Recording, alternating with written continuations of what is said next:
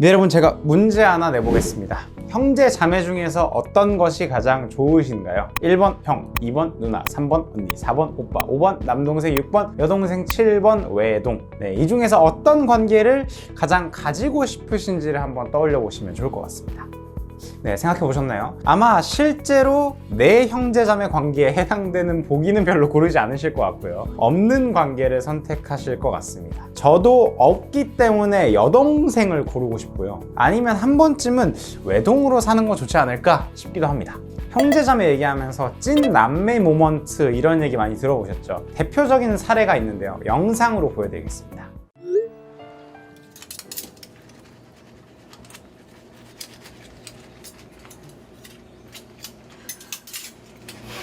집안일. 저도 집은 일원이니까. 우린 그런 개념이 없어요. 우린 집안일을 도와주기보단 집안일을 해요. 누구세요? 아니.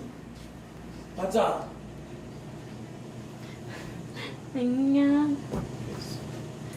웬일인지 할 말을 잃고만 조나단. 아 진짜 나 잠깐만요.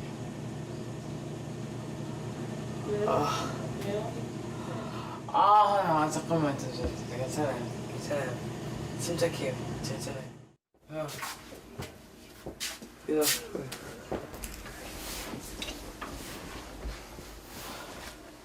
왜 자꾸 입는 거야? 짜증나. 야 진짜 너 진짜 짜증나. 저 웃잖아요. 그만 저 입는 거지. 오빠. 와 진짜 난 이거 안 입잖아. 이제 안 입잖아. 다 끝냈잖아. 오빠. 다 끝냈잖아. 내가 안 입는 걸로. 오빠. 뭐래 맨날 자기 옷 입고 싶으면 또 트집 잡아 내 옷으로.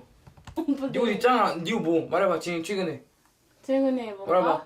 초록색. 초록색은 내 거고. 내가 몇 번 말해. 초록색은 내 거야. 니도 입지 마 초록색. 닥치라고. 여기 있으니까 아무것도 안 할게요. 오빠 나한테 줬잖아.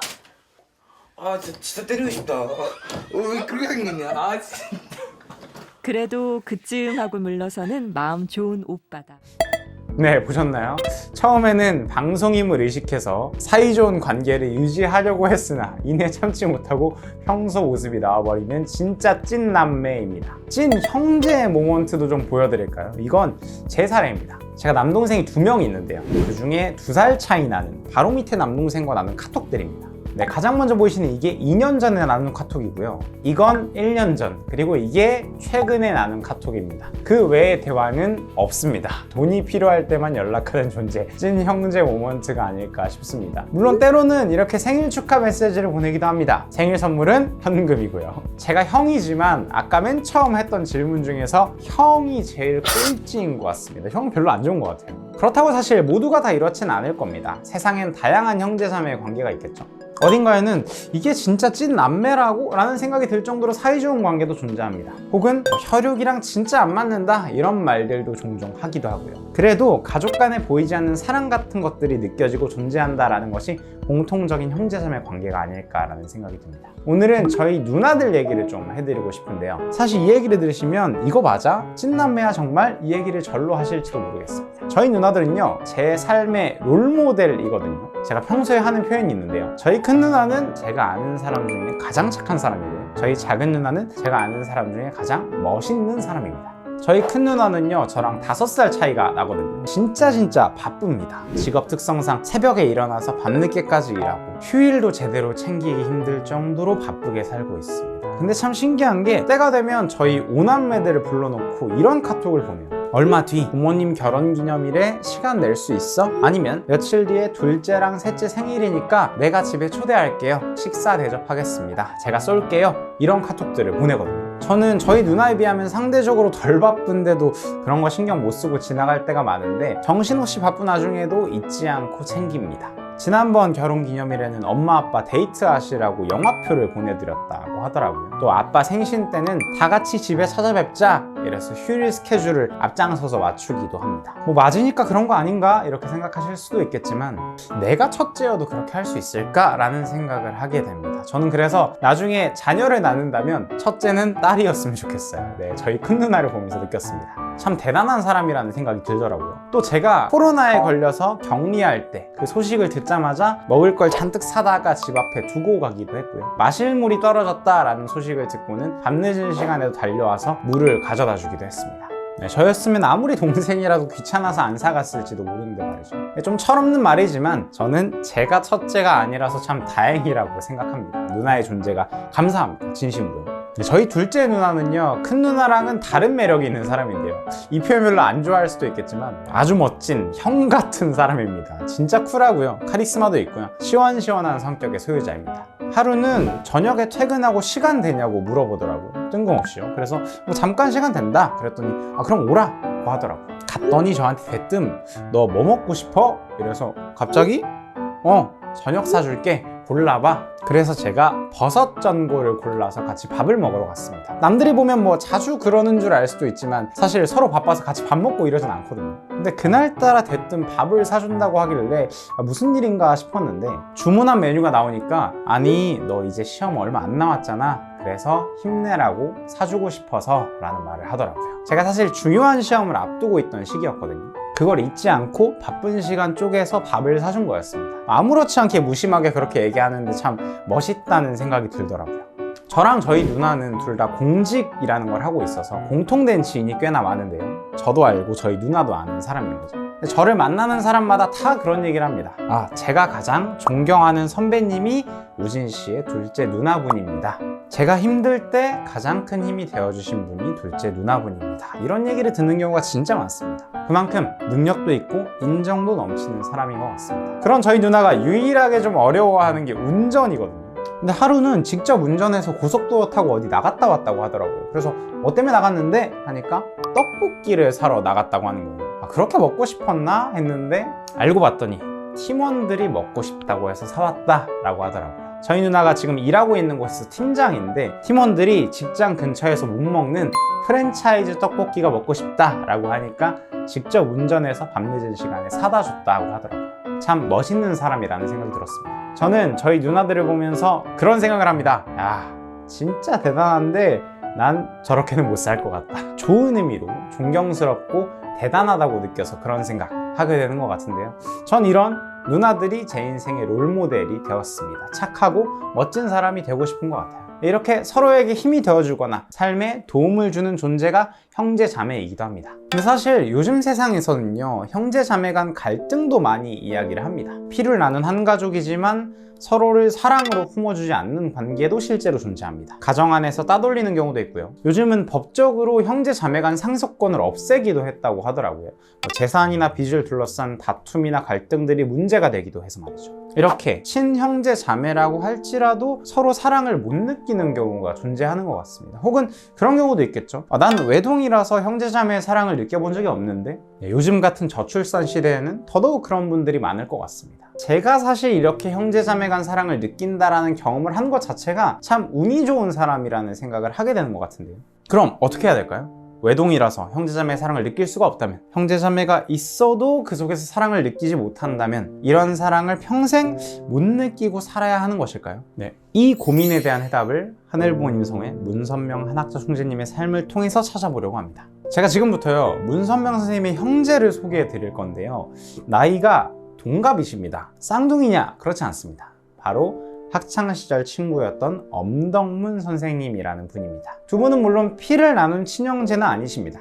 하지만 서로에게는 친형제 그 이상의 존재가 되어주셨죠. 문선명 선생님께서 어느 날 길을 걷고 계셨는데 누군가가 이보게 이게 도대체 몇 년 만인가? 라고 부르셨다고 합니다. 학창시절 일본에서 유학을 하면서 만나셨던 엄덕문 선생님이셨죠. 엄덕문 선생님은요, 세계적인 건축가이신데요, 세종문화회관이나 롯데호텔 이런 것들을 설계하신 대한민국의 대표적인 건축가이십니다. 길에서 만난 문선명 선생님을 다짜고짜 집으로 데려가신 엄덕문 선생님께서는요, 자 이제 그동안 어떻게 살았는지 얘기해보게 나는 늘 자네가 어디서 어떻게 살고 있는지 궁금했다네. 친구처럼 지냈지만 내게는 자네가 늘 친구 이상이었어 라는 말씀을 전하셨다고 합니다. 사실 학창시절 문선명 선생님께서는요, 주위 친구들한테 솔직한 자신의 심정이나 고민을 꺼내놓지는 않으셨다고 합니다. 그런데 그때 처음으로 엄덕문 선생님 앞에서 스스로의 이야기를 전하셨습니다. 자신이 고민했던 것, 생각했던 것, 또 지금까지 살아온 삶을 전하는 데만 꼬박 사흘 밤낮이 걸리셨다라고 하는데요. 이야기를 다 듣고 난 엄덕문 선생님께서 갑자기 자리에서 벌떡 일어나시더니 문선명 선생님께 큰 절을 하셨다고 합니다. 아니 이게 무슨 일인가? 라고 하니까 이제부터 자네는 내 인생의 큰 스승일세. 스승에게 바치는 인사이니 받아주시게 라고 하셨다고 합니다. 삶의 롤모델이 되어주신 것이죠. 저에게 제 누나처럼 합니다. 그렇게 두 분은 평생의 친구이자 형제보다 더 형제처럼 사랑을 나누는 관계가 되셨습니다. 시간이 흘러서 엄덕문 선생님께서 돌아가시는 날이었는데요. 당시에 문선명 선생님께서는 미국에 계셨는데 그 소식을 들으시고 정말 많이 아파하셨다고 합니다. 당시 실제로 그 모습을 보셨던 제자분께서 아버님께서 정말 표정이 어두우셨다, 침통하셨다 라고 하셨으니까요. 그리고 즉시 내 이름으로 꽃바구니를 보내라 라고 하시면서 별세를 기리셨죠. 무사히 식을 잘 치렀습니다 라는 얘기를 들으시고 나서야 안도의 마음을 내비치셨다는 말씀이 있었습니다. 문선명 선생님께 엄덕문 선생님은 친구이자 그 이상의 사랑을 나눈 형제 같은 존재였던 것이죠. 한학자 총재님의 형제자매 이야기도 있습니다. 의형제를 맺어주신 이야기인데요. 남아프리카 공화국에서 400만 명의 신도를 이끄는 하데베라는 종교 지도자분이 계십니다. 이분이 한학자 총재님을 만나 뵙고 인류의 어머니이시다 라고 하면서 스스로를 한 총재님의 아들이다 라고 증거하면서 한학자 총재님을 모시고 대회를 함께 펼치기도 했었는데요. 이러한 노력과 모습에 감동을 받으신 한학자 총재님께서는 함께 남아공을 방문했던 자신의 제자분을 보시면서 너희 둘 의형제 맺어라 라고 말씀을 해주셨습니다. 그렇게 두 분은 한학자 총재님 아래 형제로서 함께 하시게 되었는데요. 이후에 연락도 자주 나누시고 직접 만나 뵙게 되면 늘 반갑게 인사를 나누는 그런 사이가 되셨다고 합니다. 한국에 놀러온 하데베 선지자에게 한국의 식당을 소개시켜 주시기도 하고요. 대한민국과 남아공에서 나고 자란 형제. 참 누가 보면 이상한 관계라고 생각할지도 모르겠습니다만 국가, 인종, 종교 이런 것들이 다른데도 불구하고 형제가 될 수 있음을 보여주셨습니다. 여담이지만 이제 하데베 선지자는 밥 먹을 때 젓가락질도 잘한다고 합니다. 저는 이런 모습을 보면서 이 단어가 떠올랐습니다. 하늘부모님 성회에 있는 천주대가족이라는 말인데요. 신 아래의 모든 인간이 한 가족이다. 하나님을 부모로 모시는 한 형제 자매이다 라는 의미입니다. 문선명 한학자 총재님께서 보여주시는 삶이 그 증거가 아닐까 합니다. 이 천주대가족이라는 개념이 참 재밌는 게요. 꼭 친형제가 아니라도 형제자매 간 사랑을 느낄 수 있게 만들어줍니다. 왜냐하면 온 인류가 형제자매이고 가족이기 때문입니다. 여러분 1세대 아이돌 G.O.D라는 그룹 혹시 알고 계신가요? 왓썸맨이라는 유튜브 채널로 유명한 주니어 박준영 님이 속하신 그룹이기도 합니다. G.O.D 멤버들이 데뷔를 준비하던 10대 시절은 정말 찢어지게 가난했다고 하더라고요. 20-30년이 지난 지금에서야 그때를 떠올리면서 동생들은 맏형인 쭈니 형이 해준 고추장찌개가 그렇게 맛있었다라는 이야기를 전합니다. 참 마음 따뜻하지만 배고팠던 그 시절이 느껴지는 마음 아픈 이야기이기도 한데요. 영상 한번 보시죠. 동생들이 형 옛날에 형이 해줬던 고추장찌개 해줘. 어떠셨어요? 나는 걔네들이 난 걔네들이 그걸 잊어먹고 있었죠. 딱 2번 요리를 해줬었는데 고추장찌개 이제 우리 엄마랑 누나랑 나 항상 해줬었던 건데 진짜 조금 만들었었어요. 진짜 거짓말 아니라 요만큼 만들었는데 그거를 애들이 빨리 먹으면 없지. 울었어요? 참 눈물 많아. 나보다 많아 눈물. 되게 그리웠을 거예요 준이 형은. 참 고마운 사람인 것 같아요. 지금 저한테는 형이자 어떤 저의 보호자이자 인생에서 가장 필요한 사람이었기 때문에 저 그렇게 울었다고 하니까 그 얘기 듣고 울었다고 하니까 그 마음이 딱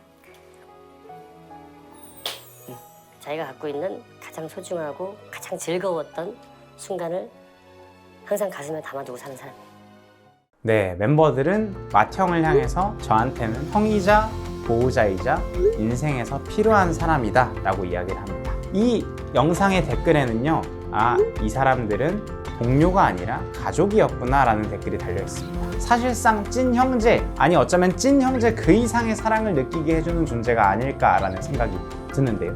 네, 오늘의 주제 형제 자매입니다. 형제 자매는 어려울 때 힘을 주기도 하고 인생의 롤모델이 되어주기도 하고 크고 작은 사랑을 느끼게 해주는 존재입니다. 그런 존재가 한 명만 있는 것으로도 힘든 삶을 헤쳐나갈 수 있는 힘이 생기죠. 혹시나 내가 그런 사랑을 못 느끼는 게 아닐까라는 고민이 생길 때는요, 주위를 한번 둘러보셔도 좋을 것 같습니다. 꼭 친형제 자매가 아니더라도 그러한 사랑을 줄 수 있는 사람들이 이미 우리 곁에 있을지도 모릅니다. 저도 여러분들께 그런 존재가 되어드릴 수 있었으면 좋겠습니다. 오늘도 잘 들으셨다면 구독, 좋아요, 댓글, 알림 설정까지. 그럼 다음 시간에 만나요. 안녕!